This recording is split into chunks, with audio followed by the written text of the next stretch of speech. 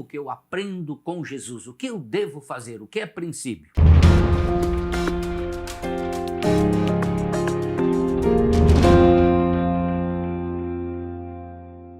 Vamos para o livro de Mateus, no capítulo 11, versículo 29. Temos uma frase aqui nesse capítulo que vai servir, esse versículo, perdão, que vai servir de embasamento para aquilo que nós queremos falar, meditar na palavra de Deus nessa quinta-feira. O Senhor diz assim: tomai sobre vós o meu jugo e aprendei de mim, que sou manso e humilde de coração, e encontrarei descanso para as vossas almas. Olha só que passagem linda, maravilhosa. E eu quero pensar no meio desse versículo a frase que diz assim: aprendei de mim. Aprender do Senhor Jesus Cristo. É como que o Senhor diz assim: venham todos vós até mim e vocês vão aprender de mim. Ou seja, o Senhor se propõe a ensinar, a ministrar a todos nós que estivermos em busca do conhecimento, da sabedoria, do seu ensino, estiver em busca daquilo que ainda não foi nos revelado, que não temos ainda o entendimento. E é a partir deste versículo que eu quero, tomando por base, né, aquela frase, tá? Aprender com o mestre, tá? É esse o embasamento diz que vamos falar, né? Aprender com o mestre. Sabe? Muitas pessoas dizem: ah, pastor, como é que eu faço para aprender e para saber isso, saber aquilo, saber a vontade de Deus na minha vida? Como é que eu entendo a palavra? Como é que eu percebo? Tem passagens que eu não entendo. Bom, aí você tem que fazer uma parceria com o Espírito Santo, pedindo que o Espírito Santo, de uma maneira peculiar, poderosa e maravilhosa, venha trabalhar na sua vida para você entender. E claro, você tem que aprender com o Mestre Jesus Cristo. E eu quero, até onde o tempo nos permitir aqui nessa quinta-feira, levar para vocês alguns ensinos, né? Algumas coisas relacionadas ao aprender com o Mestre. Como que eu aprendo com Jesus? O que eu devo fazer? O que é princípio? Princípio. Como eu sou norteado e direcionado para aprender com o Mestre Jesus Cristo? Bom, eu quero começar, o primeiro ponto acima de tudo, aprenda qual é a vontade, né, de Cristo Jesus. Qual é a vontade do Senhor? Qual é a sua vontade? Livro de Miqueias, lá no capítulo 6, versículo 8, o Miqueias fala assim: ele te declarou, ó homem, o que é bom, o que é que o Senhor pede de ti. O Senhor declarou, o Senhor já falou o que é bom, o que é que o Senhor pede de você, o que é que Ele já te declarou, o que é que Ele está pedindo. Bom, a vontade de Deus, nós temos que entender assim, que ela não se limita de modo algum à vontade humana. Não é o querer de Deus que se submete à nossa vontade, aos nossos desejos, tá? Pela visão, olhar e pela compreensão humana. A sua vontade, ela é muito mais, podemos dizer, mais profunda, ela é muito mais potente, sábia, tá? Que nos direciona, tá? Por quê? Porque Deus conhece o resultado das coisas, o resultado final, tá? Muito antes do começo. E como é que Ele sabe o final antes do começo? Ele sabe pela sua presciência, que é o poder dele saber das coisas que irão acontecer antes delas darem sinais que elas estão acontecendo. E a vontade de Jesus, o querer do Senhor, é justamente isso. Bom, na oração do Pai Nosso, Jesus Cristo diz assim: seja feita a tua vontade assim na terra, no nível horizontal, como no céu, tá? No vertical. Aí nós temos que entender assim, ó, a soberania é o poder de Deus, gerador do seu querer na nossa vida, no meu ministério, no seu dia a dia, no seu lar, no seu trabalho, no seu estudo, aonde você estiver, a soberania de Deus, a onipotência de Deus, ela é geradora do querer em nós, mesmo que nós não percebamos, mesmo que nós não entendamos, tá? Certas nuances que estão acontecendo na nossa vida, é Deus que está direcionando. Por isso, amado, acima de qualquer coisa, procure conhecer, perceber, tá? A vontade de Deus e seja dirigido pela vontade do Senhor. No livro de Jeremias, no capítulo 29 e no versículo 11, Jeremias diz assim: pois eu sei os planos que tenho para com vós, diz o Senhor, planos de paz e não de mal, para vos dar a esperança em um futuro. Olha só o que o Senhor fala, tá? Em relação a conhecer, nós aprender e conhecer a sua vontade. Eu sei os planos que eu tenho para convosco. E muitas vezes nós simplesmente ignoramos, né, a direção, a ação, a operação e o desejo de Deus na nossa vida. E colocamos a nossa vontade como soberana, acima da vontade de Deus. Podemos? Claro que podemos, temos o livre-arbítrio. Mas daí, como diríamos no palavrório, né, do povo, depois dá com os burros na água, aí corre se lamentar para Deus. Procure, amado, e aprenda, primeiro de tudo, qual é a vontade de Deus para a sua vida. Mas como eu aprendo, como é que eu sei? Falando com o Senhor, pedindo para o Senhor: Deus, Jesus, qual é a tua vontade para comigo? Nos negócios, na família, com os filhos, com a esposa, no ministério, na igreja. Fale com o Senhor, peça para Ele te revelar. E aprenda com o mestre, amém? Segundo lugar, conheça o tempo dele na sua vida. Por quê? Porque tempo é vida. O tempo é vida. Tá? Quando fazemos aniversário, a gente diz: eu estou comemorando 63 anos. Anos é tempo. E esse tempo nos deu vida. Tá? Mas diria alguns filósofos, tá? O ser é um ser para a morte. Então, cada ano de vida que vivemos é um ano de vida que morremos. O que tu acha disso, Miller? Interessante, né? Cada ano que vivemos é um ano que morremos, tá? Mas aí o apóstolo Paulo, na sua sabedoria dada do céu, muito profunda, ele diz assim: quer vivamos ou quer morremos, né? Vivemos e morremos para Jesus, amém? Então veja, tempo é vida, tempo é direção de Deus em nós, é ação, tá?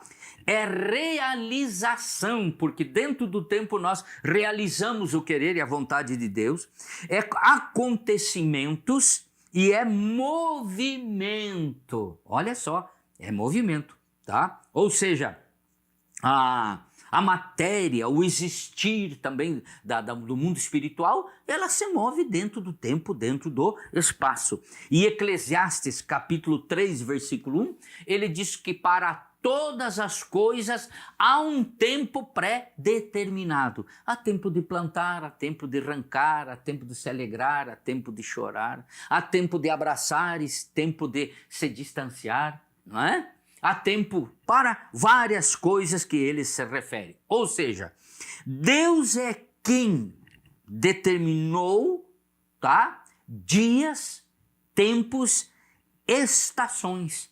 E que faz as coisas se realizarem na sua direção em nossa vida.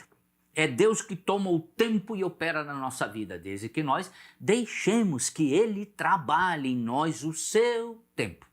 Às vezes a gente diz: mas Deus está demorando, Deus está muito lerdo. Não, você que está querendo apressar a Deus.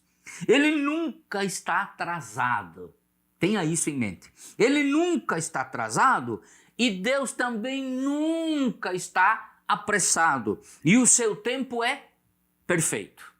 Amém? O tempo de Deus é perfeito em nossa vida, na vida da igreja. Tá? Tendo se completado os tempos, a Bíblia diz que Deus mandou Jesus Cristo, nascido de mulher, segundo a carne, e ele veio para ser o Salvador. Né? Lá no Egito, 400 anos, 430 anos, clamando por libertação. Quando Deus fez a obra, fez uma obra tremenda, que Deus sempre faz, acima daquilo que nós pedimos, pensamos ou que nós imaginamos.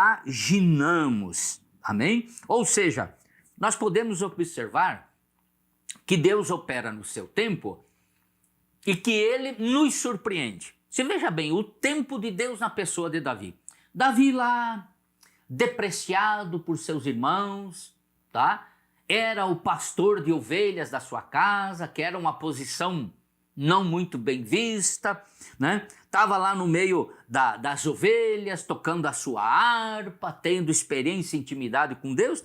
De um momento para outro, Deus saca ele do meio das ovelhas, o conduz até o gigante, que 40 dias e 40 noites lá, um tempo, né?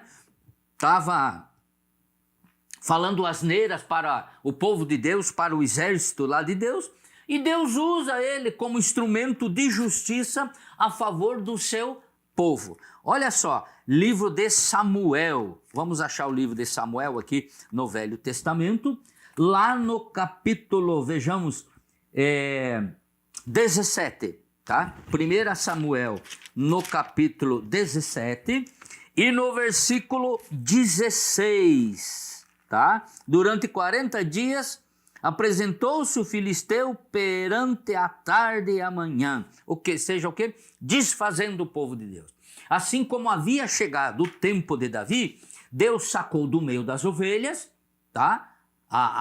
Ao chamado do seu pai para levar queijo e comida, coisa e tal, lá, para os seus irmãos que estavam na guerra, tá? O Senhor determinou esse tempo, o tempo de Davi e o tempo do gigante, para o Senhor usar ele e dar uma pedrada no gigante e acabar matando depois o gigante. Então, conheça o tempo de Deus na sua vida e aprenda com o mestre. O tempo não é teu, o tempo não é nosso, o tempo é dele e o tempo dele é perfeito nas suas operações e realização na sua vida. Amém? Bom, em terceiro lugar, entenda o jeito, o modo como Deus opera, tá? Bom, jeito é modo, maneira, tá? De operar, determinar e de se ter ação nesse tempo.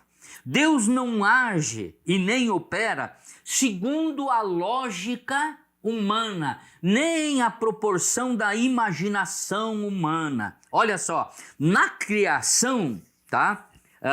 Segundo a lógica humana, nós entendemos que o quê? Deus disse, haja e veio a existir. Tá? Pelo poder da sua palavra, as coisas se fizeram, as coisas vieram a acontecer. E tem um versículo que ele é maravilhoso, lá em Hebreus, no capítulo 11, e no versículo 3, porque ele fala o quê? Ele fala do mundo, né? Do mundo existente, né? Que pelo poder do Senhor e da sua palavra, o mundo que agora existe. Olha só, pela fé entendemos que os mundos foram criados pela palavra de Deus, de maneira que o que é visível não foi feito daquilo que nós vemos, tá?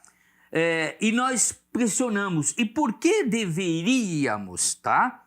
Olvidar Deus em nosso jeito, conceitos e operações? Não podemos esquecer, de que Deus está operando muitas vezes quando achamos que isso é vontade nossa. Jeito, conceitos e operações. Quando Deus começa a operar a sua vontade, muda totalmente os nossos planos. Não podemos limitar a Deus. Entenda isso. Não podemos limitar a Deus, tá? Vejamos o seu jeito. Na necessidade de Elias, tá? Ele mandava diariamente os corvos trazer carne para ele. Estava escondido lá num riacho, né? O Senhor mandava todos os dias os corvos trazer carne fresca, né? E ele assava aquela carne e tomava água do rio, tá? E os corvos traziam carne diariamente. Agora veja bem, com Balaão, aquele profeta vendilhão, negociante do seu dom, tá? Ele usou a mula para falar com Balaão, porque era necessário que o Senhor envergonhasse aquele camarada e entendesse que Deus usa quem quer e como quer. Eu sei que muita gente não acredita nessa passagem, mas é por fé, irmão, não é do modo como você pensa. Ou seja, usou também, acabamos de falar, um menino com um bodoque e uma pedra que calou o fanfarrão gigante, né? Golias. Tá? Na multiplicação dos pães, né? Tomaram do menino 5 pães e 2 peixinhos, e Jesus o quê? Operou uma multiplicação e comeram 5.000 homens, sem contar mulheres e crianças. Daí temos que questionar, tá? Vai ser do teu jeito, do nosso jeito, ou vai ser do jeito dele, do jeito do Senhor? Veja só, que o jeito dele é perfeito. O jeito dele é o jeito todo especial. O jeito dele é garantia de realização e de sucesso. Nós podemos também ter realizações e fazer algumas coisas acontecerem que estejam ao nosso alcance. Podemos fazer acontecer. Agora, e o sucesso? Quem vai garantir? Ainda que façamos uma pesquisa grande, né, num bairro, numa cidade, numa região, estabeleçamos uma empresa dentro da necessidade daquela região, daquele povo, mas quem pode garantir que vai ser sucesso? Então, o jeito do Senhor, operando, trabalhando em nossa vida, em nosso ministério, trabalhando na igreja, é Ele quem garante o sucesso. Por isso, irmão, deixe que Ele opere o seu jeito em sua vida. Mas que para que Ele opere o seu modo, a sua maneira, o seu jeito, você tem que declarar e dizer: Senhor Jesus, vem com teu poder, com tua graça e opera o teu jeito, o teu querer na minha vida. Amém? Você vai estar deixando Ele operar. Em quarto lugar, devemos o quê? Devemos aprender com Ele. Olha só o que Ele diz lá em Mateus 11, 29.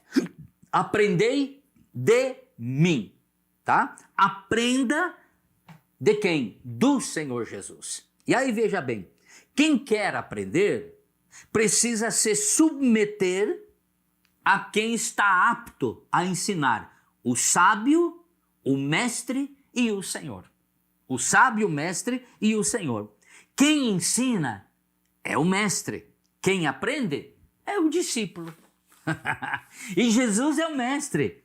E nós somos o quê? O discípulo da sua vontade e do seu querer. Basta nós nos colocarmos debaixo do querer e do operar do Senhor Jesus Cristo. Olha só o que o salmista fala, lá no livro do Salmo 27, versículo 4. Ele diz assim: uma coisa pedi ao Senhor e a buscarei, que possa morar na sua casa todos os dias da minha vida, para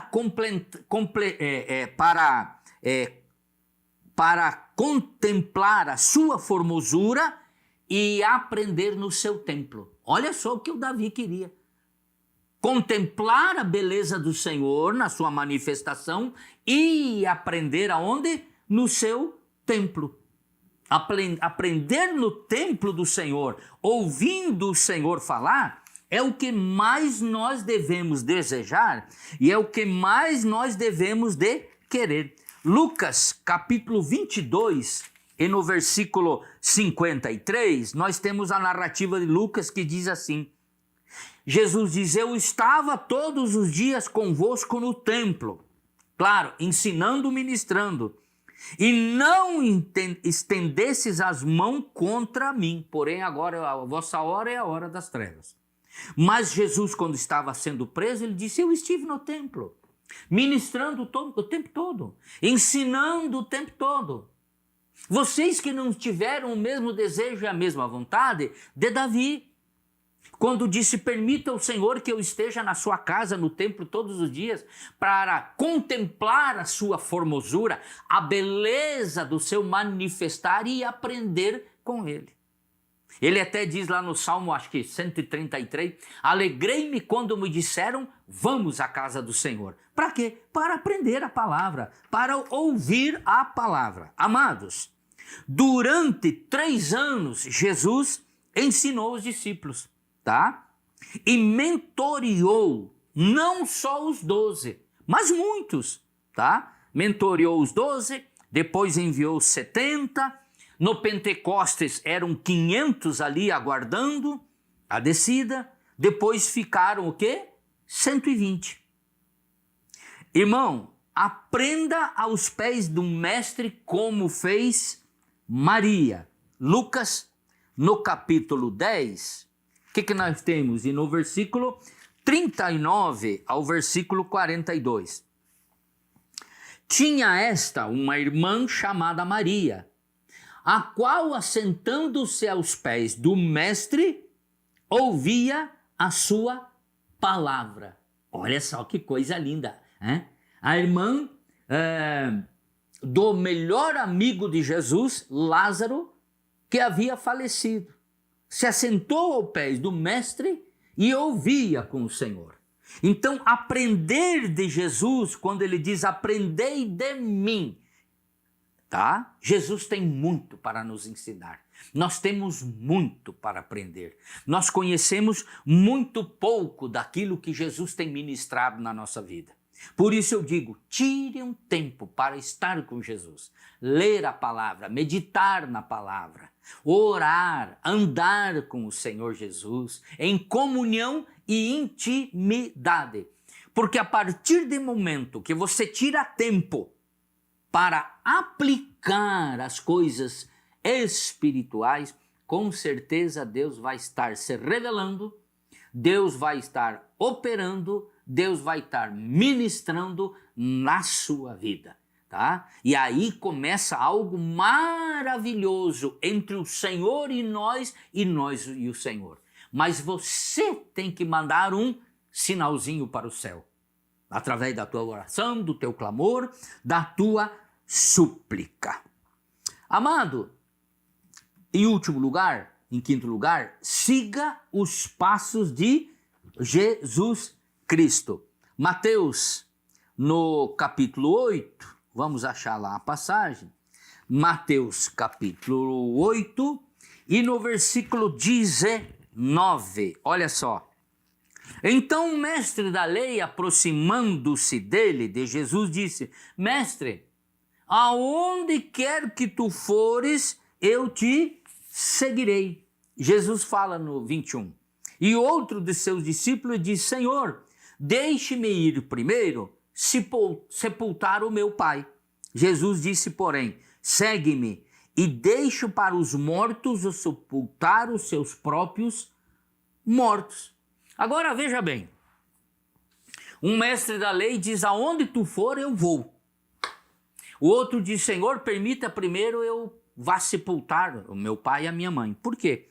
Porque a lei cobrava da parte dos filhos, tá? Efetuar esse ato, que era o quê? Sepultar, em caso de morte, seu pai e a sua mãe. E o que Jesus? Jesus ignora a lei? Não. Jesus está querendo colocar, ganhar almas, andar com ele, aprender dele em primeiro lugar. E os mortos que sepultem os mortos, ou seja, aqueles que ainda não nasceram, não reviveram da palavra, não conhecem a verdade da palavra, não são novas criaturas em Cristo Jesus, que sepultem os seus próprios mortos, tá? E ele diz, tu deixa tudo, vem e me segue, tá? Vamos em frente. Bom, temos aqui no caso um escriba e um copista da lei, querendo seguir a Jesus. Antes queria sepultar os pais, tá? E como eu disse, não fazer isso era um ultraje contra o próprio filho. Jesus ensina a abandonar tudo. Olha só, Mateus capítulo 4, Jesus traz um ensino no versículo 19 e 20. Ele diz, vinde a mim e eu vos farei o quê? Pescadores de homens. Imediatamente eles deixaram as redes e seguiram a Jesus Cristo. Olha só que maravilhoso, né? Abandonaram tudo e seguiram a Jesus. E o apóstolo Paulo testifica, tá, que na sua chamada seguiu a Jesus sem consultar sangue ou carne, mas foi obediente em seguir os passos do Senhor. Ele não foi atrás de parentes, de amigos, de irmãos, de ninguém. Pedir se poderia. Não, ele diz que ele não foi consultar sangue e carne para fazer isso. Gálatas capítulo 1 e o versículo 15. Nós temos uma passagem ali de extrema importância e eu quero que você esteja atento. Gálatas 1, versículo 15.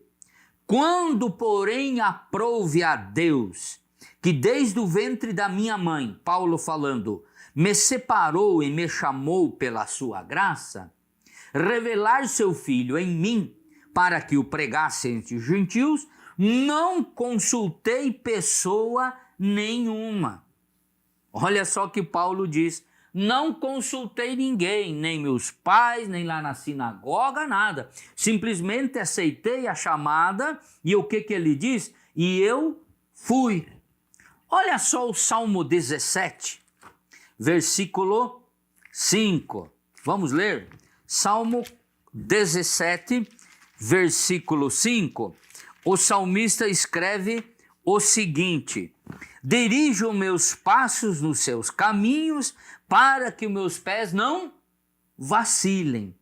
Siga os passos do Senhor e Ele vai fortalecer e firmar os teus pés para que não vacile. E vacilar aqui tem que ver em relação à vossa fé. Muitos começam bem, correndo, e depois no meio do caminho acabam abandonando, deixando tudo. Por quê? Porque já para alguns, passar dos anos, não é mais tão atrativo assim seguir a Jesus, tá? Não é tão legal, tão bacana, parece que alguma coisa não é como era no princípio.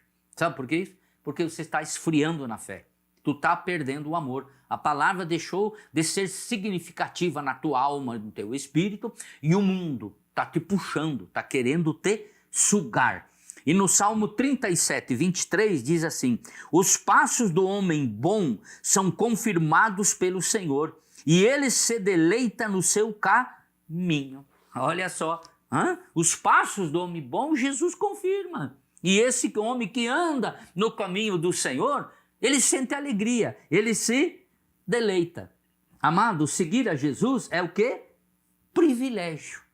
É privilégio seguir a Jesus. É privilégio ir após o Mestre, tá? Mas requer vencer o quê? Empecilhos.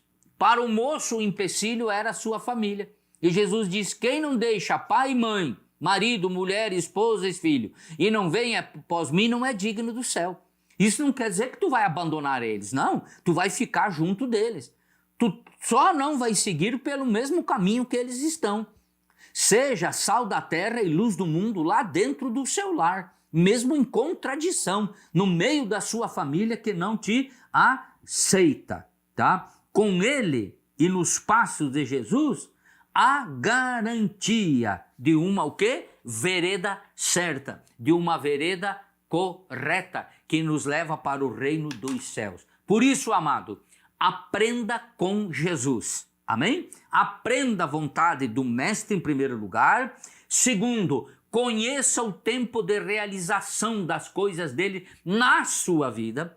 Quem sabe você tem uma chamada e alguém está dizendo para você, não, é muito velho, já passou o tempo, tá? Se tivesse uma chamada verdadeira, Deus teria chamado e já estaria fazendo a obra. Amado, entenda isso, Deus opera, olha só, Deus opera indiferente de tempo, lugar e idade. Os empecilhos quem coloca somos nós, ou por mensagens que vêm das trevas, tá? Em terceiro lugar, entenda e compreenda o jeito dele, o agir, o modo como ele quer operar na sua vida. Em quarto, aprenda com ele.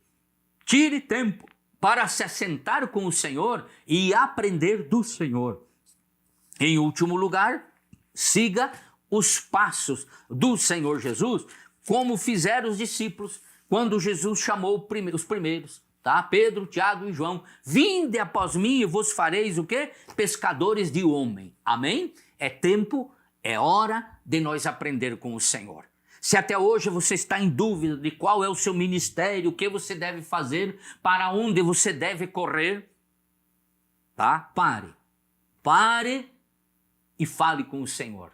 E busque aprender dele na sua palavra. Peça para ele te abrir os olhos espirituais, te dar compreensão divina e que ele fale contigo. Porque, irmão, o Senhor continua ainda falando, curando, libertando e operando em vidas oprimidas, tirando lá do charco de lodo, do tremedal de pecado e colocando os seus pés sobre a rocha firme que é o próprio Cristo, um novo cântico na boca e uma alegria no coração em aprender do Mestre. Amém? Quero orar por você nesse momento, porque já chegou ao fim o nosso tempo, e eu espero que Deus edifique vocês através dessa palavra. Pai amado, abençoa teu filho, a tua filha, que através das redes sociais, Senhor, ou ao vivo, está acompanhando nós. Ministra do céu a bênção, desperta o coração do teu filho e da tua filha, para aprender aquilo, Senhor, que ele deve conhecer e saber, para andar, Senhor, intimamente contigo. Senhor, quebra as amarras da mente, da alma e do espírito que o inimigo tem procurado atar, Senhor, com cordas do mundo, Senhor, da carnalidade, e traz a compreensão e seja tu o mestre. Oramos em nome de Jesus. Obrigado por ter ficado conosco até o presente momento. Sexta-feira está chegando aí, sábado, domingo. Amém? E aqui na Renovar nós temos 5 cultos durante o dia. 8 da manhã, 10 da manhã, 3 da tarde, né? 17 e 19 e 30. E também lembrando você, todas as terças-feiras aqui na Renovar em Cristo, nós temos um culto chamado Nas Mãos de Deus. Ele começa às 19h30 às 20h30. É joguinho rápido, tá? Aqui o Senhor vai estar abençoando você. Venha, você que tem problemas em qual seja a área da sua vida. A palavra de Deus nos fala, porão a mão sobre os enfermos e eles ficarão curados. Tu viu? É Bíblia, promessa. Porão a mão sobre os enfermos e eles ficarão curados. E nós vamos fazer conforme diz a palavra. Estaremos orando, Deus estará abençoando e curando a sua vida.